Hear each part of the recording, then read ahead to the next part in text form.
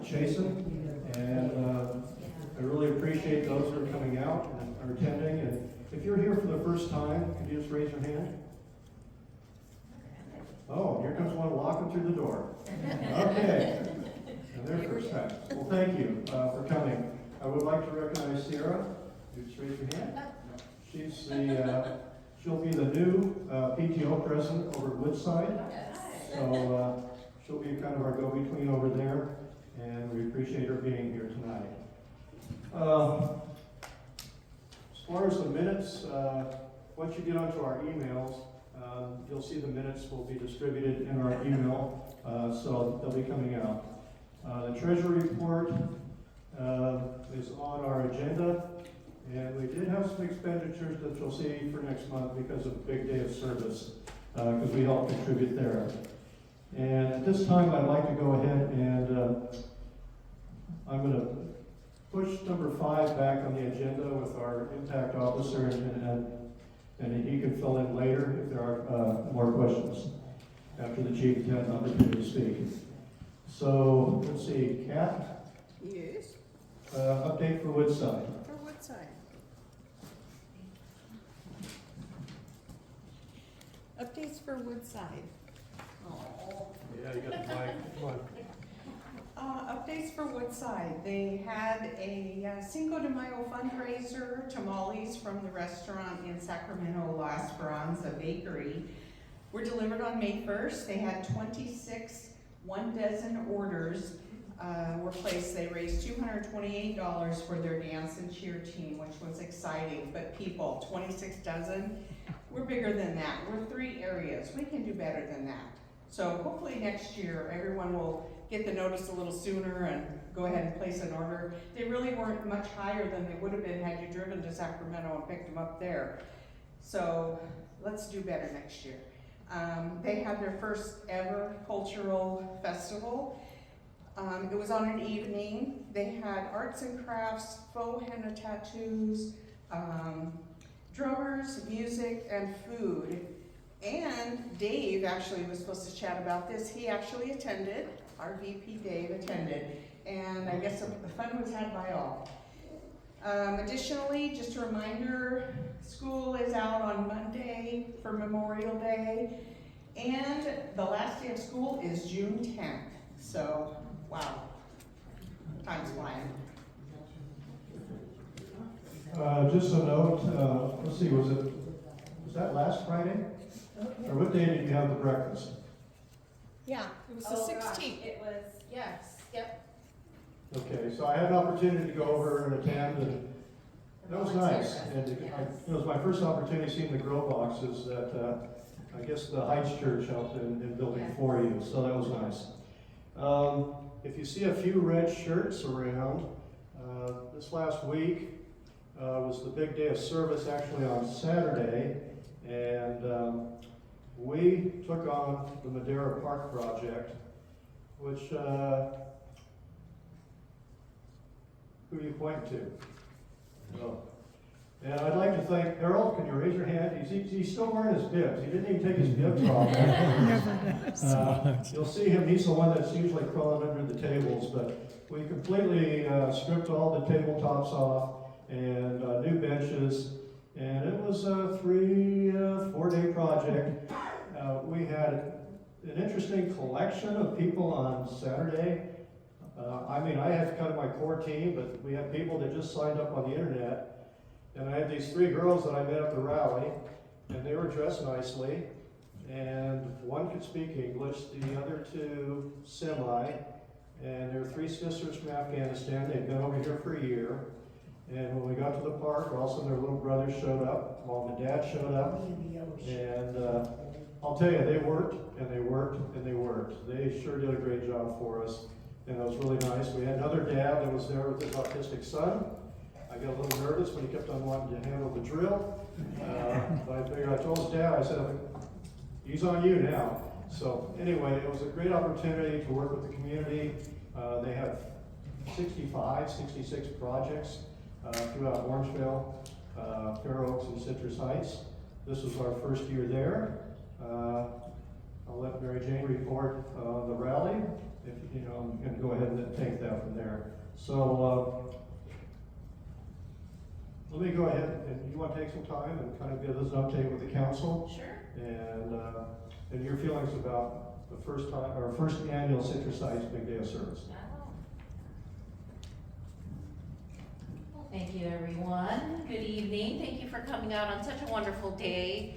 And yes, the Big Day of Giving, I thought that was really, my background is in nonprofit volunteer management.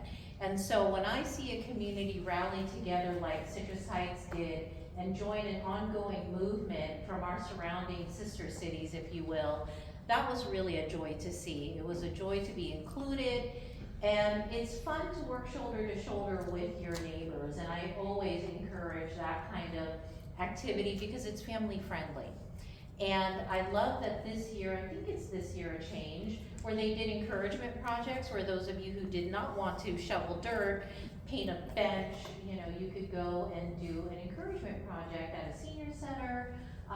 They were mainly at senior centers, and we have a lot of senior centers here in Citrus Heights, and I think those projects are just as important as spruce up projects. And so I really appreciated the incorporation of those.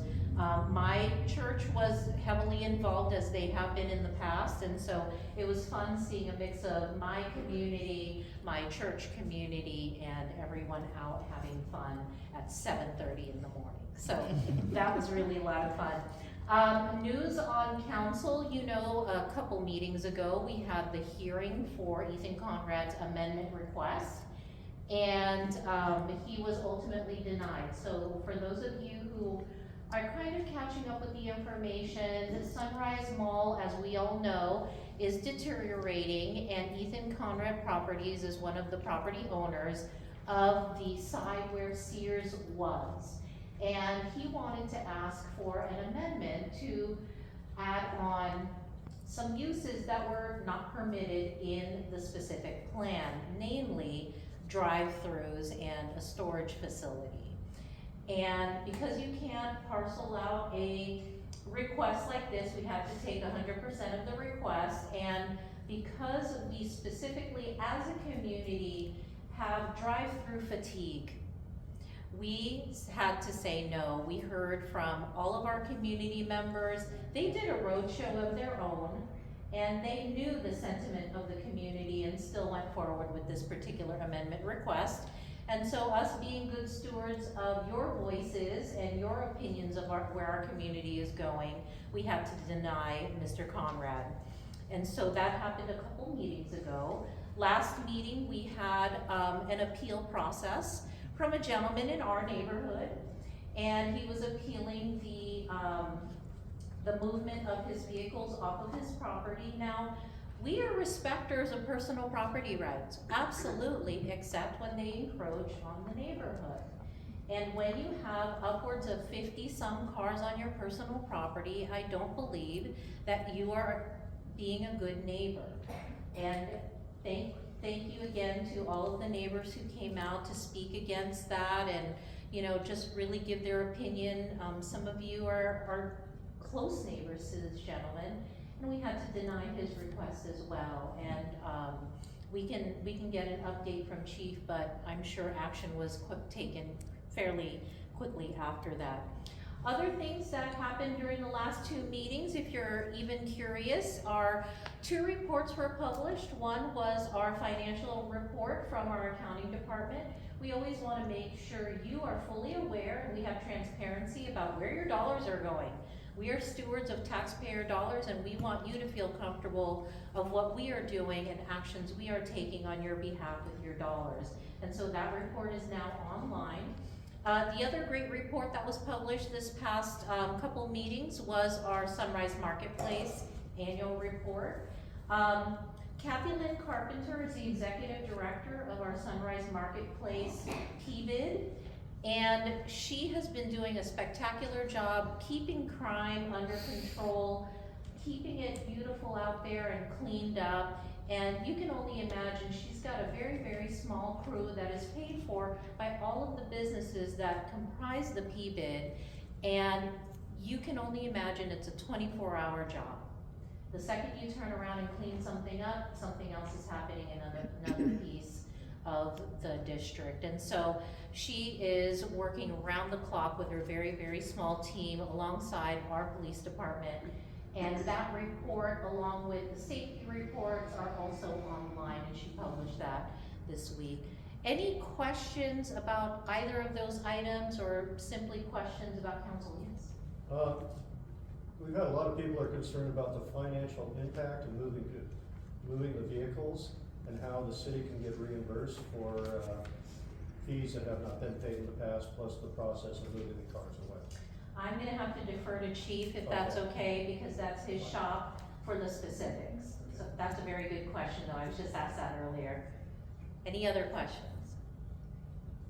Yeah, a lot happening in the CHASEN area. Thank you. Thanks, Bill. Thank you.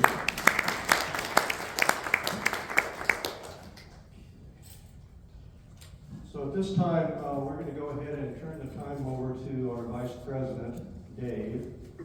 And we do have elections this year, and so the open seats right now will be myself, and then we have directors at large, and we can vote for 2. So I'll let you go ahead with the process.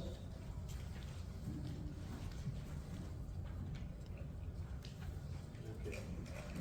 I'm going to move over to get 2 more. This is in accordance with our bylaws of CHASEN, which is areas 7, 8, 9. So once a year we have an election. The terms of the each office are different. Anyway, this time we do have president, secretary, and 2 directors at large. You have to be a president, you have to be on the board, and Bill is offered to run again, so you can write Bill's name in for president. Well, I think the reason most of you are here tonight is we have a special guest, and that's our police chief, Chief Turcotte, and we'll turn the time over to him. And I do have some kids here from the Woodside K through 8. They're going to be asking him some tough questions. So anyway, I'll turn the time over to you. You want the mic, or yes or no? I don't need it. It's fine. Okay. You guys need it for your recording, or? If you're recording. No, it's fine. I can. Yeah, it's- How about we do it? All right. Good evening, everybody. Can you all hear me okay? Yeah. All right. I got to tell you, this is much better than the meeting I had last night. We ended up having a venue snafu, and we were in the main dining hall at the round table, surrounded by Little League Baseball end of season thing. So I had to yell that presentation. Hopefully we'll just be able to talk together tonight. For those of you who've never met me before, I'm Turcotte, I'm the police chief. I've been the police chief now going on 4 years. Very excited to be the chief in Citrus Heights. I'm the 3rd chief that Citrus Heights has had. Obviously we started in 2006 under Police Chief Chris Boyd. Then Ron Lawrence was there, and then I was able to take over at that point.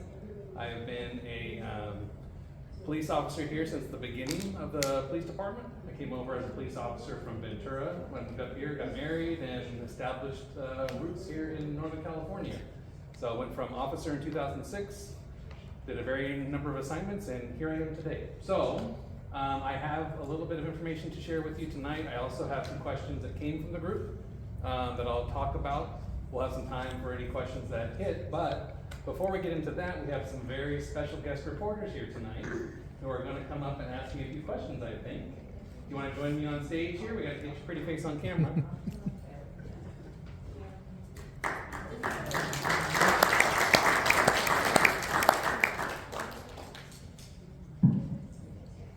Come on up. Can you introduce yourself to all these lovely people? Charlotte Compton. And who's your friend? Addie Rodriguez. So Charlotte and Addie, nice to meet you. And who's your stuffy right here? Peanut. Peanut or peanut butter? Peanut butter. How about a warm welcome for our guests? When you talk right into here, you can ask questions, okay? So you're in the big time now. Hold it for you. Okay. How much training do you need to be a chief? subjective answer, and I think, you know, that everybody would have their own little jokes about that, but the honest answer is, generally, to be a chief of police, you have to have at least 10 years in a leadership position in the police department at different levels of responsibility. So you have to have been an officer already, get promoted into a supervisor position, and then do varying degrees of responsibility for about 10 years.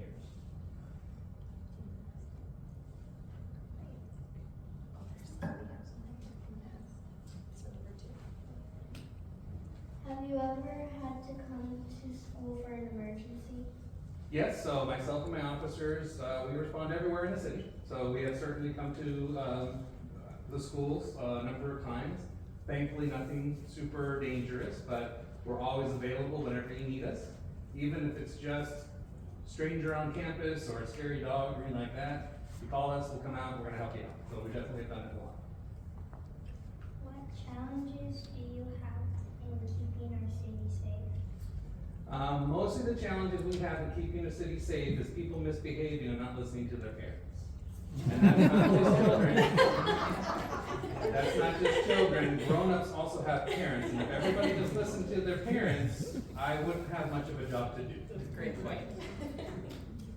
How many criminals have you caught? Me personally, this year, maybe one or two myself, but our department last year arrested over 3,000 people, which was like a 70% increase year over year. So we're always out there looking to make the city a little safer and then hold folks accountable when they're not listening to their parents.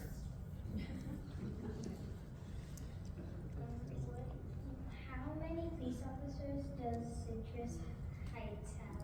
All right, so Citrus Heights PD has 90 sworn officers. So those would be everything from your police officers on the street all the way through to the police chief. In addition to that, we have 148 total people, so 90 minus 148 is, just kidding, that's a negative number, I said that. But we have a lot of professional staff, dispatchers, community service officers, animal control, code enforcement, a whole bunch of people also help the police department. So we have about 146 total people trying to make the city safer. What is the hardest thing you have to do? The hardest thing that I have to do, I think as a police officer, and try to be gentle with this one, but the real hardest thing we ever have to do is tell a parent that one of their children got hurt. Or especially if they got hurt making bad decisions, right? And we never want to do that. So I know there's a theme here, but please take it back to your school. Listen to your trusted adults, listen to your parents, listen to your guardians, wear helmets, don't take things from strangers. If it didn't get purchased by your mom or in common packaging, don't eat stuff that's not known to you. So that's kind of the more difficult piece of that job. Past that, it's just trying to keep up with all the fantastic officers we have running around here, because they're getting younger and I'm getting older. Okay, last one. How long have you been chief of police? I'm going on my 4th year, so I was sworn in as chief 2021, September 10th, 2021. That was my sister, born that year. Thank you so much. How about a hand for our...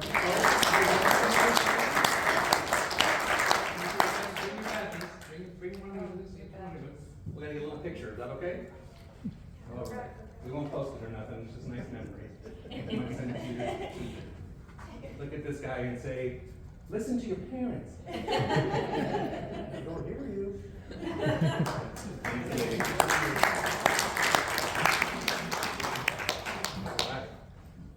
Well, that's my favorite meeting so far. Thank you girls for making it special. I appreciate that. So that's pretty much it in a nutshell. Good night. No, so I'll get to some of the questions that you guys put forward soon, but just kind of basic talking points for where we are, what we're doing. Okay, so I think I've spoken here at least once a year during our tenure. Last year, happy to say, coming out of COVID, we had significant staffing decline. We were trying to build back the agency. During that time, we had to really bootstrap some stuff and make sure that we were responding to emergencies, but that also meant that we had to collapse a lot of our specialty units, right? So emergency service didn't suffer, but some of the added value, some of the investigations that we can do, some of the quality of life stuff that we can do, definitely took a little bit of a back seat. Happy to say in 2024, we actually reached back into our what we call our normal staffing, right? So we're never fully staffed because there's always going to be some movement.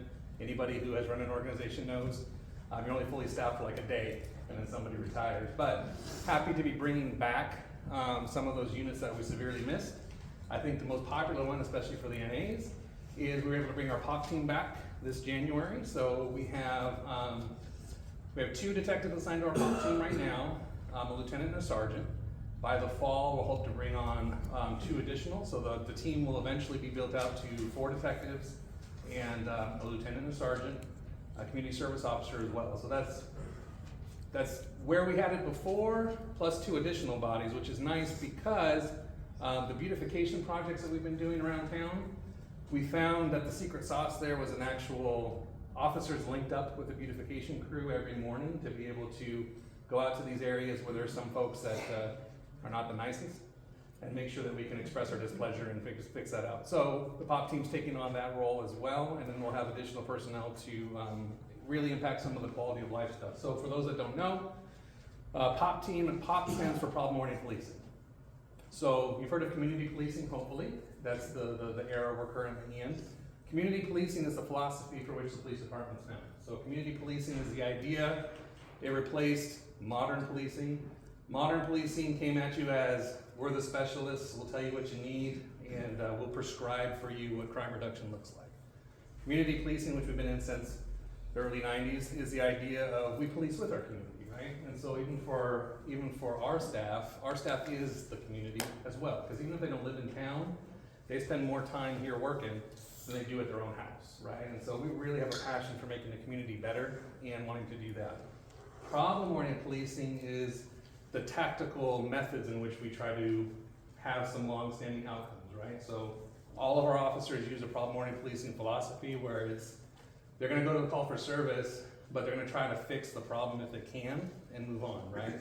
The problem-oriented policing unit, they have an even higher level of specialty where they're given some more of the complex problems. And when I say complex, it's not necessarily the scariest or the highest level in the criminal justice system. It's the ones that really impact the day-to-day, right? Because I'll tell you from my experience in law enforcement, the worst crime out there, if I was gonna just ask you for a whiteboard exercise, right? Homicide is like really up there, right? Nobody ever wants to see anybody get killed, for sure. But from a community standpoint, many times a single homicide only affects a small group of people, right? It's sad, it's tragic, I didn't know them, I can move on with my life, right? So while that's an extreme crime, what we actually see that impacts more of the community is what we would call the lower level nuisance and blight type of crimes, right? Because if I see disgusting dump or unlawful camping or some kind of other nuisance activity out on the street, every person driving by there has been affected by that, right? And so when you're driving through town and you just see gross and yuck and dirty, you get that perception that the community is that way and it's not looking good, right? But if we can clean those things up, even though the criminal justice system, especially here in California, doesn't treat those as severe, wrapping our arms around the community and trying to beautify those open spaces and not only protect the rights of the people that are, criminal justice involved, or the suspects, if you will, but the rights of normal people to quietly move around and enjoy the public space that y'all pay for to be out there. And so that's really the balance that we're trying to strike. So our problem-oriented policing team takes on some of those blight issues, nuisance issues. When we first got into that unit, I was the first POP sergeant actually back in the day. It's why I came here before at different ranks. We wrote a lot of the ordinances that have been updated. We're still updating some of those ordinances. Also things like neighbor disputes, right? My neighbor's not the nicest person, they're causing me problems, whatever. The criminal justice system is like, we've got bigger fish to fry. But if you're living next to a neighbor who's being kind of a bozo, your quality of life is impacted all the time, right? And then some of those things ramp up to where they become crimes. So all of our POP team are mediators. We're actually getting some professionally certified as mediators as well.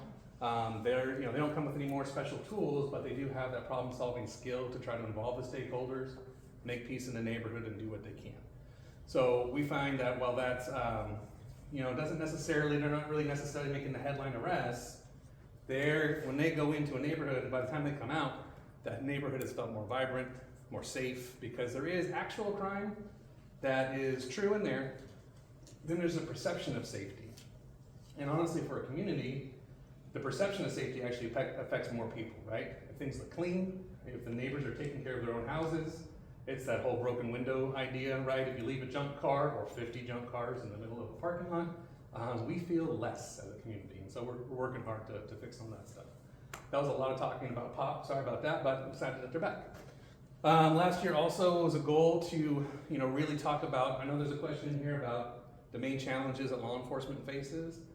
I think law enforcement and our community aligned. The biggest challenges out there for us really are substance abuse issues and mental health, right? A lot of our impactful crimes on our community trace their roots back to either mental issues that are causing folks not to behave well around other people, or substance abuse orders that really just become a sickness and cause the community to go down. So while we've been involved in beautification and blight, we took a real hard stance at trying to get to the root of some of our substance abuse problems.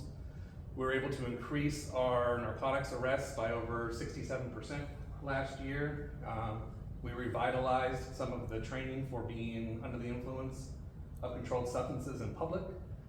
Our officers come out of the academy already trained for driving under the influence, but since California made a little bit of a move away from drugs being illegal, it kind of fell out of fashion to really enforce under the influence of controlled substance. We brought that back, and I think that, coupled with the beautification efforts supported by the city, has really made a difference out there. So we're looking to continue to push on that, but that's been a big change.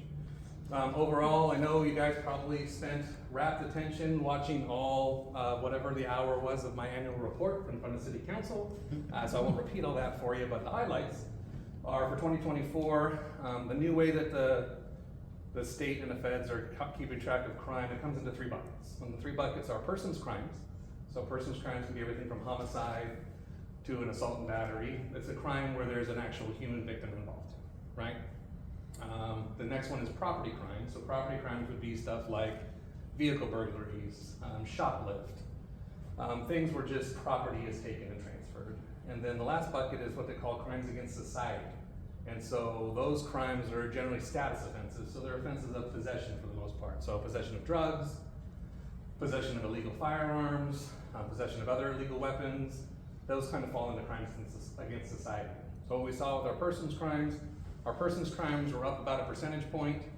Our property crime was down about a percentage or 2. Now our crimes against society was up over 70%. So, oh my gosh, crime is on the rise. But what did I just tell you about what we were trying to do, right?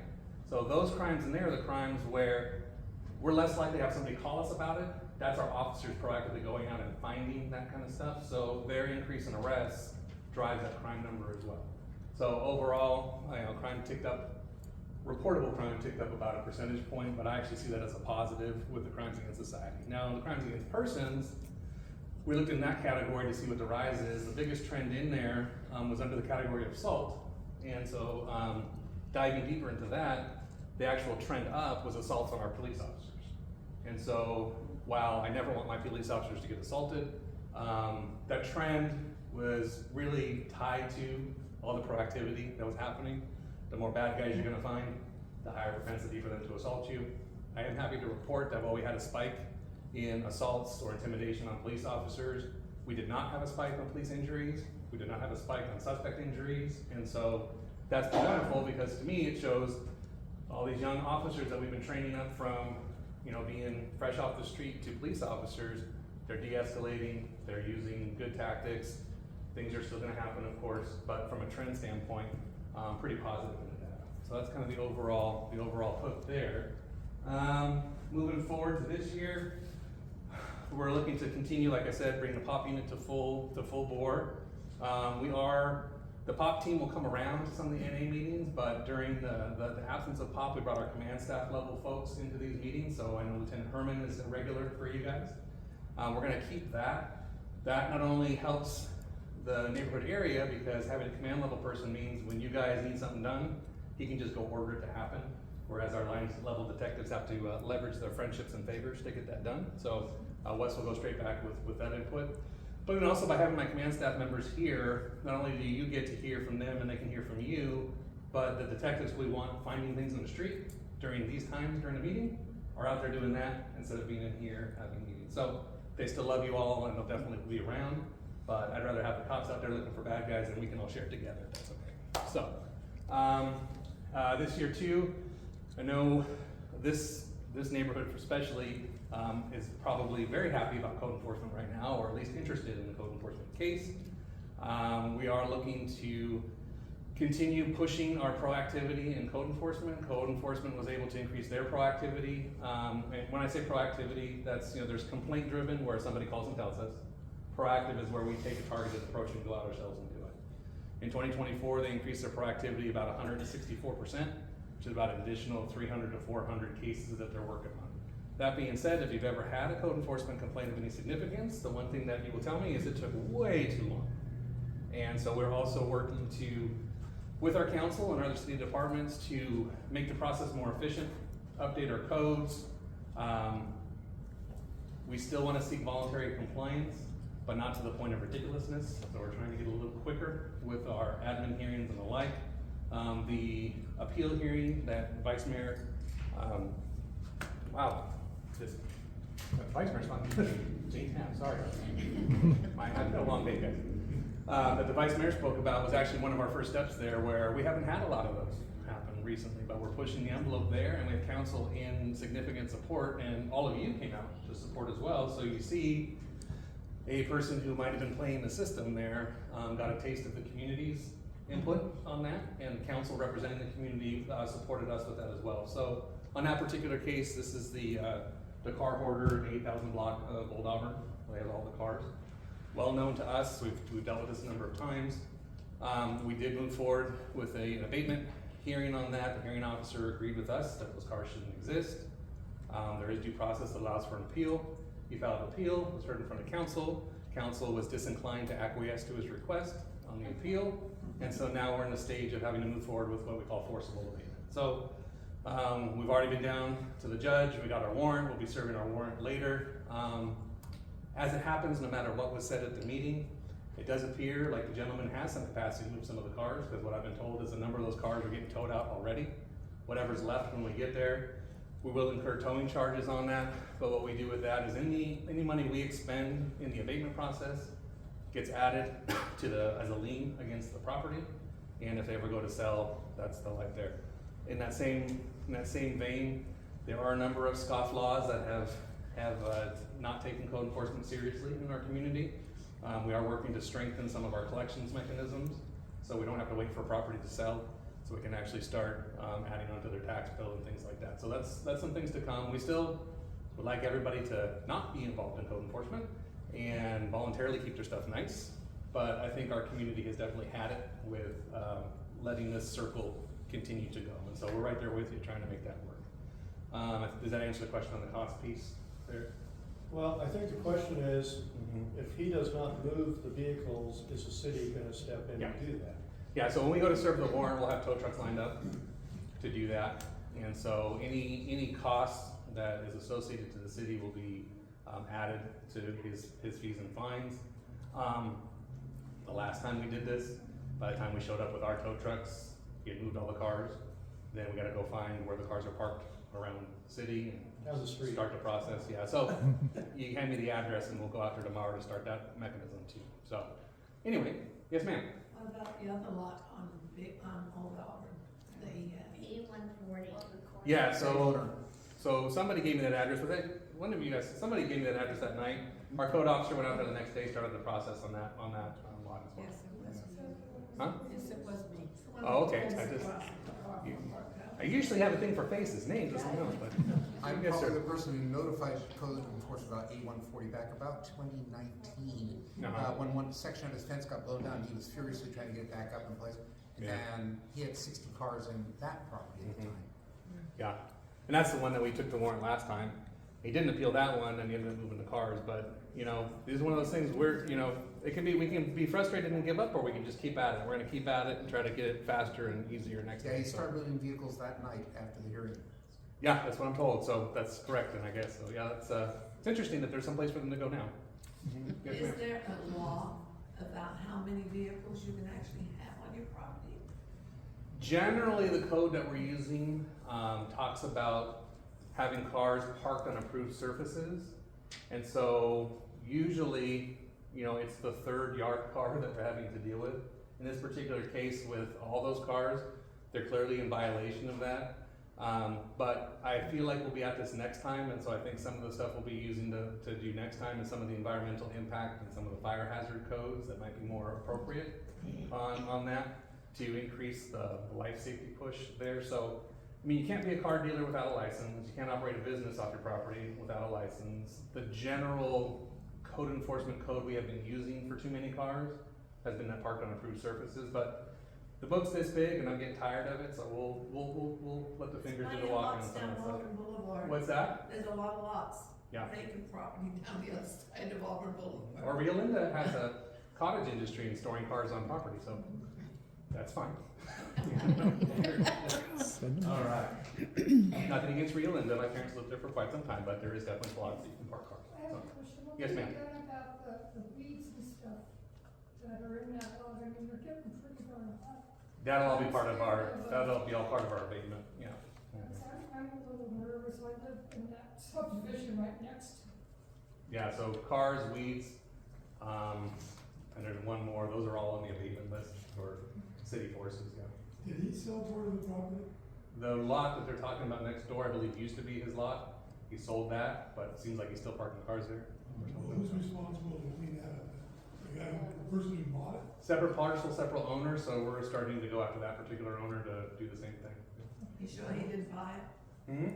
Are you sure he didn't buy it? Where's some? Yeah, all I can tell you is we go with the person that's on title, and we start there. Yep. Is the fire department, involved in this, getting to move and trying to move this along? No, so far the fire department has not been involved in this one, but like I said, you know, there was a pretty good argument made, I think, with the community, and I believe it too, with the fire hazards and our recent stuff we saw with LA. So when this starts up again, I think we'll bring them over a little sooner. We are partnered with the fire department on some other properties right now, and so they can be helpful, you know, for sure. 8140 has a lot of weeds back there too, with all the cars and boats and buses and vans, and, I mean, you could see through the cracks, you could see how tall they are, and I'm petrified. Yep. Because we face that property. Yep, so, Officer Ollinger's on that case. She went out the next day and she's working on that. Yeah. So, which reminds me, yes, sir. Are you aware of, when you put up this fence, along Wintergreen, there's a whole bunch of weeds out, just outside the fence, and there's I've walked past there before and I've seen, alcohol bottles, I've seen needles, I've seen a whole bunch of stuff, and kids going home from Woodside walk past it. So, are you keeping an eye out for stuff like that? Because that's part of his property, even though he has the fence up.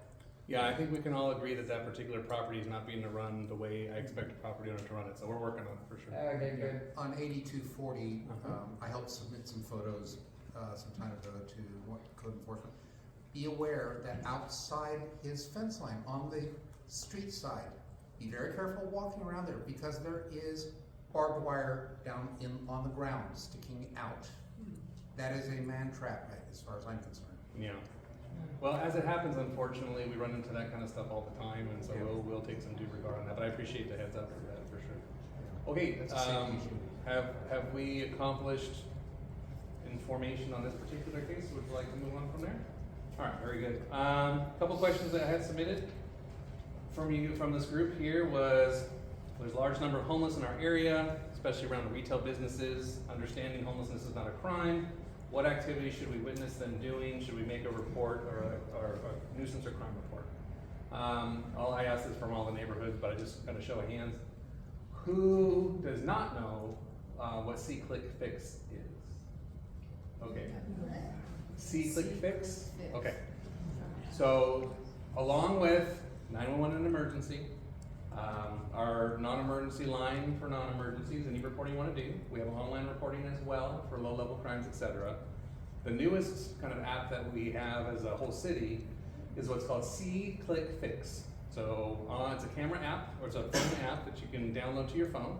You can see something, anything ranging from the junk cars and weeds to a homeless encampment, to a burned out street light. My director partner will hate this, but you know, potholes. You can simply snap that picture, answer just a couple quick questions, forward it off. There's an interactive map on the app where you can see your little report got there. You can see when they start to service it, and you can see when they close it up. And it takes only a couple minutes. I'm able to do that. So any of the stuff that you would consider not worth your time, or you don't want to wait around or that kind of stuff, you can just grab that and snap it. And even if you're not where you took the picture, you can still punch in the address and all that kind of thing too and manual. So that's a helpful way to report any of that stuff. I'll talk to you. It is true. You know, whether you're housed or unhoused, that is not a police department issue. But the police department issue is we should all be good actors in the community. And so if you have a house and you're not supposed to have junk at your house or crud flowing over to your neighbors, then if you're unhoused, you should be keeping yourself clean and tidy, not blocking the sidewalks, not unlawfully camping or the like. So the big kind of nuisances related to the unhoused that we definitely would encourage you to report. Standing on the center medians is a big one. You know, it's generally for panhandling purposes, but the code we have is specifically to the danger of standing on the center median. If you're a passenger, feel free to snap the picture. If you're driving, just remember where it is and call us, please. We'd rather not have you be the one that takes out the person on the median because you're not steering correctly. But report that type of stuff. You know, when you see the needles and the bottles and things like that, you can click a picture of that. Our beautification crew will be out the next morning. They'll come through and try to get all that stuff out of there, for sure. Easy one-step process, but it also puts it up there so you can actually go in there and see, oh, my neighbor already reported that, I'll do it again, or it's already been handled or something like that. So that's a good one too. But still, our normal phone numbers, you can email directly in. You can email the pop unit for neighborhood stuff. You can do our online reporting system. So like if you had somebody broke into your car, nobody saw anything, there's really no evidence or whatever, but you need something for your insurance, instead of waiting for the police officer or the community service officer to show up, you can go right online, fill it out, and instantly get a report back and a number for your insurance company. So, looking to try to figure that stuff out. Yes, ma'am. Will that work for cars that have not moved in over a year? You can definitely report abandoned vehicles. Yeah. You can also report illegal fireworks, and we can talk about that in a second too. Oh, speaking of fire, so Yes. does C-Click Fix serve Orangevale? What's that? Excuse me. Does C-Click Fix serve Orangevale? Not ours. No, they might have their own version, but I think that's unincorporated county, so they probably don't. I know Folsom has something similar, but the C-Click Fix you get from our website is specific to our jurisdiction. Okay. So if you accidentally throw one over, we might be able to get it to the right people, but it doesn't work the same. There's a piece of property I see on my way to Winco on Hickory Drive in Orangevale, and it's like 0.3 acres, and the weeds are like 7-8 feet high, and fire and wind and blah, blah, blah, blah. Well, so county code enforcement is a Yeah, resource for that, but also Sac Metro covers us and the county, and so if it's fire hazard level of weeds, you can report to fire code enforcement as well. Okay. Could I just tell a fire department? Yeah. Okay, great. In fact, anytime you guys want to make work for the fire department, I encourage that. And feel free to tell them I said so. I had lunch with Chief House today at the chamber. So. All right, let's see, next one here. Does the city have a problem with fentanyl? I think the country has a problem with fentanyl. We do not escape that for sure. That's nasty. And so, one thing that's different from fentanyl than some of the other drug abuse stuff we were used to, right? In the old days, you chose to imbibe a certain substance, you took too much, it's a tragedy, but you kind of took it on yourself, right? This fentanyl stuff is so potent and they're using it to counterfeit other drugs where really it becomes more of a poisoning issue because you shouldn't take anything that you didn't get from your parents. But, someone might think they're taking an off-brand muscle relaxant, but really they're taking a big shot of fentanyl and getting killed behind that. So it's a big deal. Our impact unit, our detectives have successfully taken some cases forward to charge people for homicide for selling fentanyl. In fact, I think we were the first agency to actually get a filing in this county for fentanyl. Our DA's very on board with that, so is the Placer County DA as well. So we're really trying to push hard back against a lot of that stuff. Interestingly, at the end of 2024, fentanyl was seeing a reduction, and even the coroner's office has seen a reduction in deaths from fentanyl. But then methamphetamine back flushed into there, and so drugs are drugs, and that's bad. But we were positive, we were hopeful on that downward trend. It does look like in 25 it's coming back up again, so they find different logistic channels to get it through. But definitely something on the top of our minds. What is the police department's biggest challenge? You know, this is a lovely community, and it's a very supportive community. It's one of the reasons why we're able to attract good officers and why they like to stay, because not every one of my colleagues has such a supportive community, and some have the exact opposite of supportive, and so that's not something Citrus Heights has ever been. It's always been supportive for us. But there's a challenge, right? We have a lot of people per square mile here, and you know, a lot of folks on top of each other create a lot of issues. So I think the biggest challenge for the police department is trying to take all the public treasure we're entrusted in with a finite amount of resources and people, and try to maximize that as much as possible to get the most good done, right? Like, I know I've probably given the spiel here before. Everybody has a stop sign in their neighborhood that if only I would stand there all day long, we would write ticket after ticket after ticket. You're probably right. But I have a finite number of officers, and we got to move around to where the collisions are happening the most and things like that. And so that is a constant balancing act that we're always trying to move our chess pieces around the board to get the most bang for our buck. We're really diving hard into trying to maximize technology's usefulness in that. So try to make reporting quicker, try to make detection of crime faster and even more passive, so that officers can be handling calls while technology is detecting crime and finding crime for us. You know, we're trying to leverage that stuff because you know, public safety is a very important part of government, but it's also a very expensive part of government. And full-time positions come with medical and pensions and all that kind of stuff. And you know, we're always trying to maximize the amount of treasure we have here in the city to get the most bang for our buck. The other thing we love doing, this is the whole citywide, but we also do it at the police department, is trying to take some of the tax dollars that left our city and went to the state or the federal government and claw it back through grants and such. So we're pretty successful at that. We have some common grants. We just had a grant approved by council to help purchase some outdated radios that came from the federal government. We currently, I'm sure Lieutenant Herman has told you a little bit about our technology grant for organized retail theft. That was to the tune of $2.3 million. We were able to get from the state to help working on some of those things. So we're always really trying to maximize the output of our people overlaid with technology to really try to get the most bang for our buck, if you will, out there in the community. So always a challenge, but I'd rather have that challenge than get doged for wasteful spending, right? So very good.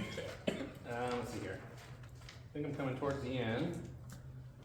Goals for the police department and what you can do to help. I think we talked a little bit about really trying to streamline you know, some of our code enforcement processes, trying to keep up with the burgeoning technology, right? Technology works both ways, right? There's more technology available for us to do stuff. There's more technology available for the bad guys to do stuff. So it's a constant race. Trying to work at that. I'm happy that we brought on a lot of young staff, but that means I have a lot of young staff who are trying to get experienced. And I'll tell you, we've hired some great folks. And if you watch council meetings, we've already been putting medals on some of them, because Citrus Heights gives you a lot of repetitions of police work very quickly, and these folks were hired for character and trained up here in the Citrus Heights way, and they're doing a heck of a job out there. So I'm very proud of those folks, and we're looking forward to it. What you can do to help. The number one thing that you can do to help: first, listen to whatever your parents said, whether they're still with us or not, and try to act accordingly. But two, you gotta tell us things are happening, right? If you get frustrated and give up and don't tell us, it's not happening. Just so you know. I have, the amount of time we can go look for stuff is called the free time, right? The free time officers have on patrol. That's about 20 minutes an hour the average officer has available to him to go look for stuff. And that's an average. Sometimes that's a 4-hour block of not easily available to do it.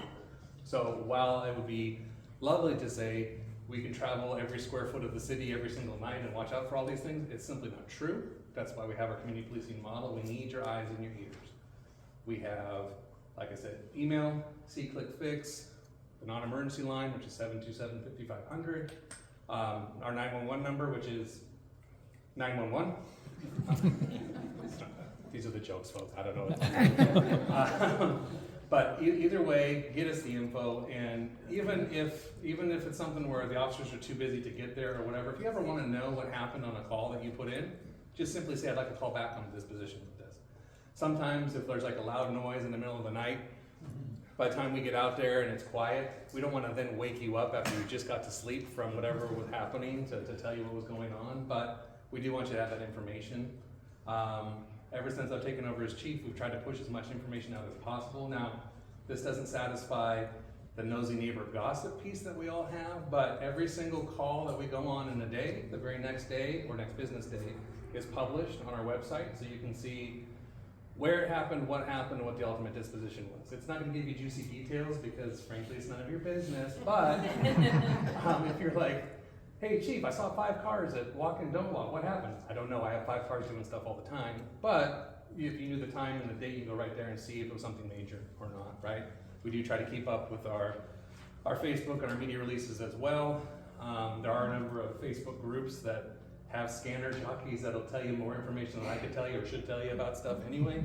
But we have that, and if you're on Facebook, every week we kind of publish a stat card to show you how many calls for service came in, how many arrests came in, how many traffic stops. Let me just take a guess and see who's been paying attention. How many calls for service do you think the police department handles in a day? Just in Citrus Heights, not in the world. How many?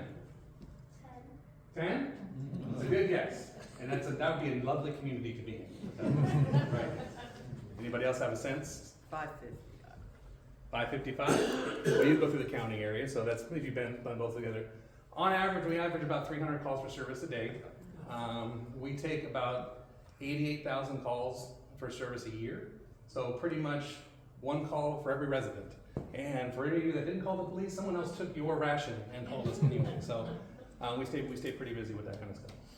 I know I've been long-winded here, but I want to make sure we had any points. I missed any questions that you had on your sheet, Bill? Anybody have any other questions, concerns, comments? You want to just lavish praise on the awesome men and women of the law enforcement? Can you just talk a little bit about the helicopter? How many helicopters is that through the county or does Citrus Heights have?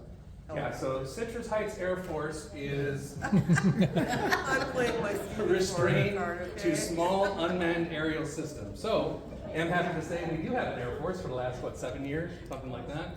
That's part of our technology stuff. We do have Maverick and Goose out there. I have officers who are trained FAA 107 pilots to fly these drones around. That's kind of our Air Force, but we do work well with our partners. And I will say in this area, I'm spoiled because where I came from, there was 1 helicopter in the whole region, and it was a Huey that took like 40 minutes to spin up. Here, between CHP, Sac County, Placer County, and Sac PD, there's usually an air unit in the air that can help with some stuff. Most of the time, if you hear the helicopter overhead, very clearly giving instructions. Those are usually our partners from the county. I swear, the recording of their voices are crystal clear. They sound really good as pilots, but the PA from here to there just doesn't really work. I'll just tell you, if you hear the Charlie Brown announcements, don't go outside to understand what they're saying. Okay? Because mostly it's like, right? So if you really are curious, if there's something significant that's going on like that, you probably can go onto Twitter. We're putting information out. The sheriff used to have a "What's the helicopter saying?" little button on their website. I don't know if they do anymore. But more often than not, stay inside. If it's a missing person or something, we'll post it on our Facebook and we'll get it out. But that's usually one of the complaints. I can't hear them, so I'm going to go out and wander around like this. And usually like, there's a guy behind you. So anyway. Did I answer your question on helicopters? Yeah, There's helicopters, there's fixed wing aircraft, there's unmanned aircraft, the skies are full over here. And then in fire season, there's tankers going by all the time too. So.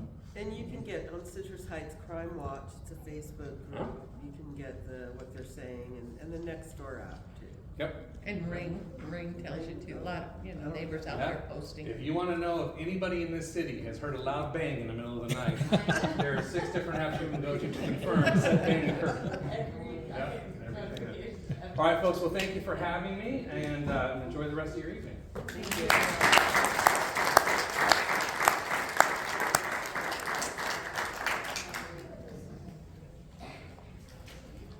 Yes, ma'am.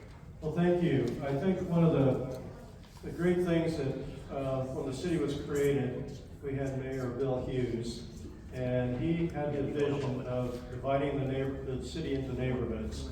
And because of that, it gives us this opportunity to have the police, the city, come in and speak to us at these meetings, and keep us informed. And so we appreciate, I think, that we have more transparency than most other cities do in the area. And a lot of them are kind of looking towards us and what's happening here and saying this is something we need to implement in our city too. So we appreciate the fact that the city does come out and we can bring other people in and to address the issues that are here, the problems we have. And here's a case, 8240 Old Auburn Road, and we have people that are here because they want to know what's taking place with the city and how they're acting upon it. So at this time, Dave, is there any surprises? Okay. So, what's yours? I have the results of the election. It was unanimous. So Shirley will be our president next year. Interim secretary will be Stephanie. We have 2 new board members. Helm Case and Dean Ricketts. Welcome. We will enjoy seeing you in all the meetings. The meetings, by the way, are only an hour long usually. 2 hours a month. Anybody can do that, right? Get volunteer to be secretary. Take Stephanie's place.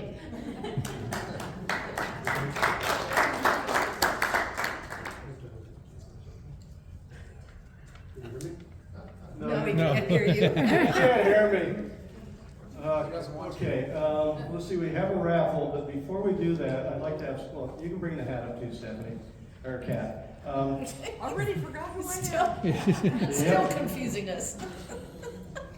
I just would like to thank Kat. I mean, she stepped in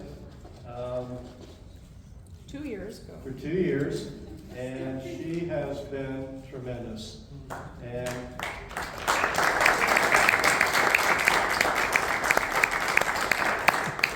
if I need a reminder, she will remind me. She likes to take what I email to her, and then she'll kind of make the grammatical changes that are necessary. Hey, I'm a retired plumber, okay? I don't, this is out of my league here. But she has done just a tremendous job. She also was our liaison with Woodside and was attending monthly meetings over there to help us to know what's going on, how we can support them. And so there's just been some really, I just appreciate what you've done, your input, your insight, and I think maybe the reason we don't have anyone volunteering as secretary is because the shoes they have to fill. So thank you, and so we'd like to show you our appreciation.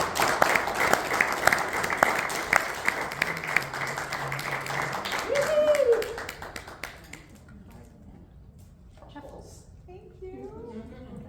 All right. So Diane, as long as you're up here, Yes. you can pull out of the hat. Okay.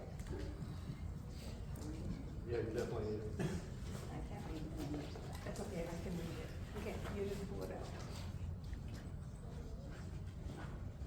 I'm tossing. Just tossing my names. Come on, Diane, you can do it. Just one. Just one. Is there one here? Okay.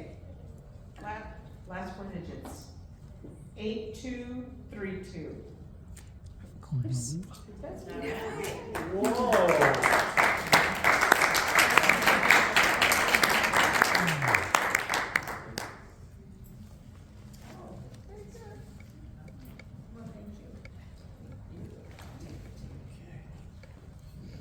Well, that does it for tonight, and once again, thank you for coming, and it's always a pleasure to have these meetings, and if you have any issues that you would like to hear, or see if we can have addressed at our meetings, please let us know, because we want to have input from the community, and we knew that this was an issue tonight that you spent time on, that the community was concerned about, and we appreciate the city council I loved it up there that you just weren't willing to put up with what this guy was trying to make more excuses after how many years. So it was great to see the city council back us, and we can make a difference. I've mentioned this to a number of people. Maybe we can't make a difference on the federal government, the state government, even the county, but we here in this group can make a difference in the city.